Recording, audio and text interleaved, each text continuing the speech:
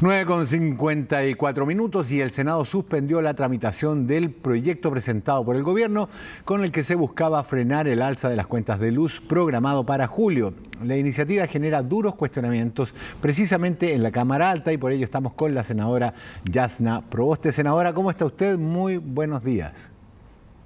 Hola Rafael, muy bien, qué gusto de saludarlo. ¿Cómo está usted también? Muy bien. ¿Está en Vallenar? Sí, en Vallenar. 18 grados. 18 grados Sí, allá y sol. Desde la mañana con un sol. Sí. Bueno, acá el día está bastante gris. Compartiendo el desayuno con la familia, con mis papás, entonces esto siempre tiene ahí también una inyección anímica especial. Bueno, lo digo con envidia, sana, pero envidia al final del día. Pero cuando quiera, venga nomás. Gloriosa ciudad de Vallenar. Senadora, a ver, primero, este proyecto ha recibido muy duros cuestionamientos. Usted ha sido una de las personas que lo ha cuestionado. ¿Por qué?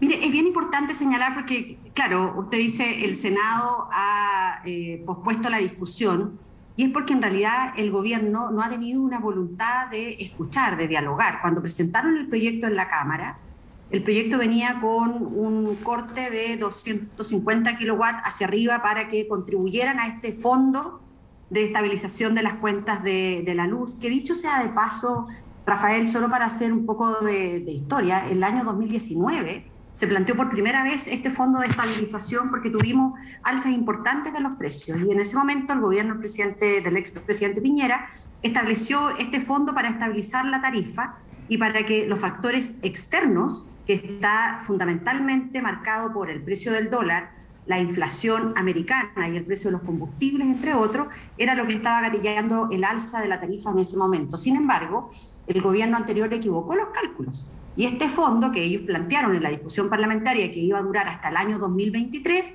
se agotó ya ahora. Y eso es lo que la Comisión Nacional de Energía, el primer semestre, ya advirtió en que a partir del 1 de julio las tarifas de la luz eléctrica en nuestro país iban a subir entre un 40 y un 45%. Nosotros en varias oportunidades públicamente le planteamos al gobierno que era necesario anticiparse, no llegar tarde, como lo hacía el gobierno de Piñera, a soluciones concretas de protección a la familia. Y bueno, el gobierno presenta este Fondo de Estabilización 2 y no haya nada mejor, que en realidad es una muy mala idea, de seguir endeudando a las familias. Porque lo que hace este Fondo de Estabilización es que le comienza a agregar a la cuenta otros elementos, otros factores para crear este fondo. Entonces, lo que nosotros le hemos dicho al gobierno, al igual que para un servicio básico como es el agua potable, hay más de 700.000 familias, que son las familias más vulnerables, que reciben un subsidio. ¿Por qué no hace lo mismo respecto de la energía eléctrica, toda vez que ya la ley eléctrica incorpora un subsidio? Y lo único que falta es que el gobierno implemente esta solución.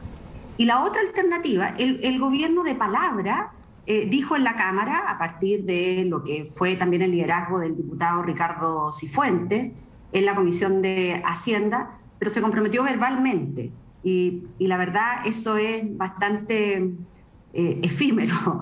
Y lo que nosotros le hemos dicho es que en esto, Rafael, uno ve que no existe la misma disposición frente a otras alzas. Por ejemplo, frente al alza del combustible, el gobierno de inmediato puso primero 1.500 millones de dólares, el 1 de junio anunció otros 1.500 millones de dólares más para estabilizar el alza en los precios de los combustibles. Entonces, 3.000 millones de dólares. Y uno dice, bueno, ¿por qué no coloca la mitad de esto para pagar la deuda del Fondo de Estabilización 1, que hoy día este gobierno quiere que lo pague todo la familia? Entonces uno dice, aquí tiene que haber para una misma situación la misma disposición del gobierno. Esas son las razones que nosotros hemos planteado, generan duda y le hemos planteado al ministro en la última sesión de la Comisión de Minería y Energía. ¿Por qué el gobierno va y coloca sin dificultades apoyos para frenar el alza de los combustibles fósiles como el petróleo y no vemos la misma actitud para ir en apoyo a las familias frente a las alzas de... ¿Y de dónde saldrían esos recursos? Porque el MEPCO existe, institucionalmente existe, hay un fondo, pero para estabilizar los precios de la electricidad no sé si hay un fondo establecido. ¿De dónde de ese fondo estamos hablando. Existe un fondo existe un fondo que se creó el año 2019. Y el Fondo de Estabilización de las alzas de las tarifas eléctricas 1, y ahora estamos viendo el Fondo de Estabilización 2 por parte de este gobierno. Pero aquí hay una hoja, además, Rafael, porque, mire, cuando se hizo el Fondo de Estabilización 1, no se le cobró nada a las familias. Ya. Y ahora, en este Fondo de Estabilización 2, lo que pretende el gobierno es que finalmente sean las familias las que contribuyan. Ellos dicen, claro, es un fondo de inversión pasiva. La inversión privada la hacen los propios clientes. Y claro, ellos dicen, bueno, pero los clientes que tienen más consumo van a aportar más efectivo, pero también los que tienen menos van a aportar.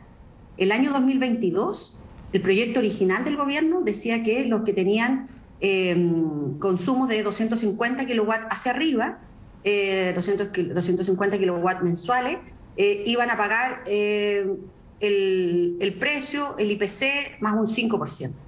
Pero hacia abajo solo pagaban el IPC, la variación del IPC. Pero eso es solo el año 2022. El año 2023 les comienzan a cargar este fondo a todos. Entonces, nos parece que no es una buena decisión, porque hoy día estamos viviendo alzas de todo tipo. Yo los estaba escuchando a ustedes, hasta el alza de los completos, el alza en las bencinas, en los alimentos. Realmente esto es una situación muy compleja, una situación inflacionaria que no veíamos desde la década de los 80, y este es el momento de más protección a las familias y no de más endeudamiento como lo pretende hacer el gobierno con este proyecto de ley.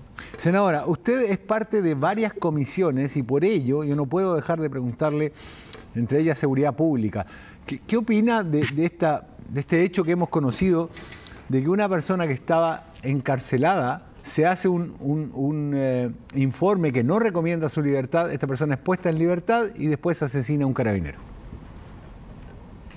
Bueno, miren, el día de ayer, primero partir felicitando las labores de las policías que han logrado encontrar a este autor de un horrible asesinato. Además de la colaboración, porque entiendo que aquí también ha habido colaboración de terceros, creo que eso es bueno. Nadie puede permanecer ajeno a una situación que hoy día nos golpea como sociedad en todos los territorios. Y nos parece además que aquí se tiene que indagar y castigar con la mayor rigurosidad de la ley aquellos que, administrando justicia también, prestan apoyo a delincuentes, como en el caso de lo que hemos visto. Creo que eso también requiere las actualizaciones de la legislación. Y yo, en esto, Rafael, comentar que llevamos ya 100 días de gobierno. Hay un proyecto que establece mayores sanciones al crimen organizado, al narcotráfico, al lavado de dinero. Una iniciativa que viene desde el gobierno anterior. Y llevamos 100 días y no hemos recibido ni una sola indicación del gobierno para saber qué es lo que opina de un proyecto como este o presentar indicaciones para endurecer las sanciones. Entonces, a nosotros nos parece en que aquí la expresión de los gobiernos es a través de las políticas públicas, de hechos concretos, pero también en su rol de colegisladores, de decir, bueno, esto es una iniciativa, porque además hay muchas de estas iniciativas que son exclusivas del Ejecutivo. Por ejemplo, si nosotros quisiéramos colocar nuevas funciones, atribuciones, para que las policías tuvieran determinadas facultades en un momento determinado, eso no lo podemos hacer nosotros, porque esta actual Constitución nos impide que solo lo puede hacer el gobierno, pero han pasado 100 días. ¿Lo ha conversado con el ministro Jackson, eso? Esto lo hemos conversado personalmente. La Comisión de Seguridad del Senado recibió hace ya varias semanas a la ministra del Interior. Ellos comprometieron acciones y hasta el día de hoy no llega nada. ¿Alguna respuesta que le dieron en el momento? Bueno, la respuesta era que iban a presentar indicaciones, pero por eso uno dice, esto es el sentido de urgencia. El sentido de urgencia que tiene el país hoy día es devolver la tranquilidad a las familias, es devolver la tranquilidad a los barrios. Y esto se hace también junto con iniciativas que uno esperaría que se hicieran con una mayor fuerza de despliegue, de apoyar a aquellos barrios más críticos, de poder apoyar a los carabineros. Fue una muy buena iniciativa la que planteó el gobierno de reforzar dotaciones, pero nunca se dijo en que esos reforzamientos de dotaciones, primero, eran transitorios. Segundo, se hicieron en el 70% de este aumento de dotación, de redistribución en la región metropolitana, y el problema que hoy día tenemos de inseguridades en todo el territorio. Nosotros le hemos dicho al gobierno, mire, aquí hay iniciativa, comencemos a sacar paulatinamente de las tareas administrativas, de las comisarías, de las tenencias, a carabineros que han sido formados por el Estado, saquémoslos de estas funciones que hoy día lo puede cumplir el mundo civil, y tengamos una mayor presencia de carabineros en los barrios más críticos, aprendamos de otras experiencias. Mire, en educación hace muchos años que cuando decidimos que era necesario que buenos profesores llegaran a colegios de sectores más vulnerables, había que generar un incentivo económico. Y ahí nadie hizo cuestión, y nos parece que es una muy buena idea. Bueno, y uno, ¿por qué no puede hacer lo mismo con carabineros? De decirle, cuando van a sectores que hoy día tienen una mayor conflictividad, pagar más, reforzar mucho más sus medidas de seguridad. Eso tiene que ser parte también del debate, y uno siente que en esto estamos un poco lentos. Senadora, y ya que se lo planteó a la ministra del Interior, ¿cómo evalúa esta respuesta? ¿Es usted, por ejemplo, está usted de acuerdo con una acusación constitucional contra la ministra? Mire, el Senado hasta el día de hoy, y en el borrador de la nueva Constitución mantiene la misma facultad. Actúa como jurado frente a una situación como esta, por lo cual no me puedo pronunciar respecto de aquello. Estoy dando un hecho muy concreto respecto de lo que es el trabajo, particularmente en la Comisión de Seguridad Pública del Senado, en donde llevamos ya más de 100 días esperando indicaciones para un proyecto que busca elevar las sanciones frente al crimen organizado, el narcotráfico y el lavado de dinero. ¿Cómo evalúa usted los primeros 100 días de gobierno entonces? Mire, yo creo que el 1 de junio en la cuenta pública el presidente tuvo un buen desempeño. El presidente creo que logró transmitir adecuadamente la genuina disposición de escuchar, de dialogar. Sin embargo, creo que eso, a partir de lo que ha sido la invitación a este programa para hablar de las alzas de las cuentas de la luz, no se reproduce de la misma forma con sus ministros. Creo que en esto el presidente dice una cosa y finalmente los ministros implementan otra. Lo digo porque además el 7 de abril, cuando el presidente Boric lanzó el programa Chile Apoya, yo he escuchado una y otra vez su intervención, su discurso público, y dijo, mire, vamos a apoyar a la familia y vamos a congelar las tarifas del transporte público en todo Chile durante el año 2022. Bueno, eso después el ministro salió a decir que eran solo para el transporte regulado, y como hay varias regiones del país en donde no tiene transporte regulado, la tarifa no subió 30 pesos como el año 2019, sino que ha subido 100 pesos y más. Entonces, claro, el presidente en la cuenta el 1 de junio dijo, vamos a buscar un mecanismo para apoyar a aquellas regiones y comunas que no tienen transporte regulado. Yo solo quiero pasar un dato. El año 2019 nosotros ya implementamos una medida desde el Parlamento cuando se buscó la rebaja en la tarifa del transporte público para los adultos mayores, y esto se hizo en todo el país, con transporte regulado y no regulado. Por lo tanto, ahí hay una fórmula, un camino, no necesitamos muchas veces inventar la rueda 2 veces. Yo entiendo que la llamé para preguntarle por las cuentas de luz, pero dada su experiencia en diferentes comisiones no puedo dejar de hacerlo. No, pero además usted sabe que yo le respondo lo que quiera, ¿no? Dígame, ¿qué opina de lo que está haciendo la nueva Constitución con el agua, ya que también está en la Comisión de Recursos Hídricos, y que este ha sido un tema que no solamente ha causado esta malestar en Chile por los derechos de agua, por cómo se puede negociar con ellos, porque se otorgan a perpetuidad, sino porque es un problema mundial. En Santiago ya tenemos como un 60% de déficit, 70% de déficit, se lo voy a preguntar después de Eduardo Sáez.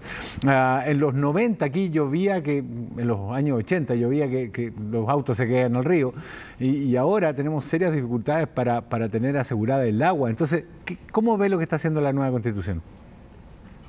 Bueno, tal vez su pregunta también nos permite resaltar un elemento que está presente en el texto en términos generales. Creo que el que se señale y se reconozca esta mirada más ecológica hacerse cargo del cambio climático, da cuenta también de un texto que busca posicionarse como una constitución de última generación. Creo que eso es bien valioso. El tema del agua, mire, nos demoramos más de una década en el Parlamento de poder sacar un nuevo código de agua. Y sectores que se oponían a estas modificaciones son los mismos que hoy se oponen al nuevo texto constitucional. El agua, tal como lo señala el nuevo Código de Aguas que finalmente aprobamos a fines del año pasado, señalaba con claridad en que es un bien nacional de uso público, y lo que agrega además el texto de la nueva Constitución es que es inapropiable y que por lo tanto se tienen que garantizar usos que también el actual Código de Aguas definía, como el derecho humano al agua, al saneamiento, las tareas de subsistencia, una relación además entre tierra y agua para las comunidades indígenas. Se hace un especial apoyo para los comités de agua potable rural. Pero claramente aquí nosotros tenemos una dificultad, Rafael, como sociedad, y porque la nueva Constitución establece esta agencia del agua. Hoy día tenemos distribuida en muchas instituciones atribuciones y funciones respecto del agua, y cuando a veces eso ocurre también se comienza a diluir esta responsabilidad. Lo digo a propósito de que en nuestra zona estamos viviendo una situación bien compleja, porque cuando se hicieron los límites regionales en la década de los 80, la naciente de un río quedó en la región de Coquimbo, pero todo el afluente va por el valle del Huasco, me refiero al río Matancilla. Pues bien, aquí vino un privado y solicitó los derechos de aprovechamiento, inscribió en el conservador los derechos de aprovechamiento de 920 litros por segundo, que eso es mucho más que el caudal de todo el río, mucho más. Hoy día la Dirección General de Aguas dice que el caudal en el mejor de los momentos será entre 400 litros por segundo. Y aquí hay un privado que se apropió de 920 litros por segundo. Y deja a los demás sin agua. Entonces uno dice, claro, pero como esta facultad está tan dispersa, en lugar de pasar primero por la autoridad administrativa, fue al conservador, los inscribieron allá, después regularizaron. Bueno, es un tema que hoy día está en la justicia, y uno dice, bueno, esperamos que en esto se haga justicia. Senadora Yasna Proboste, le quiero agradecer por el tiempo que nos ha dedicado aquí en Chilevisión. Que tenga usted una muy buena jornada y disfrute el día allá en Vallenar. Bueno, muchísimas gracias, y aquí invitado a Vallenar cuando quiera. Muchas gracias, senadora. Chao.